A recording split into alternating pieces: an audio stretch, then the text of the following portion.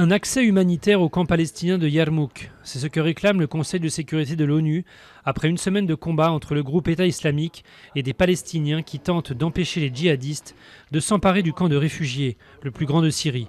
De nombreux résidents, terrorisés par les exactions des djihadistes, ont déjà fui Yarmouk. La situation humanitaire est catastrophique à Aden.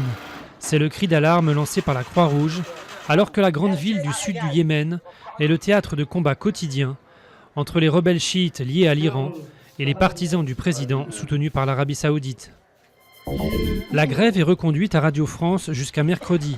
C'est le jour où le président du groupe, Mathieu Gallet, doit présenter un plan de réduction d'effectifs auquel les grévistes sont opposés. Entrée dans son 20e jour, la grève est la plus longue de l'histoire du groupe. Vendre du cheval pour du bœuf, 2 ans et demi de prison. Un grossiste néerlandais a été condamné dans son pays pour avoir étiqueté pur bœuf des tonnes de viande de cheval. Le scandale avait éclaté en 2013 en Irlande et en Grande-Bretagne, où du cheval avait été retrouvé dans des burgers surgelés. C'est une survie miraculeuse selon la police australienne. Un garçon autiste de 11 ans a été retrouvé déshydraté mais en vie après avoir passé 4 jours seul dans le bush australien.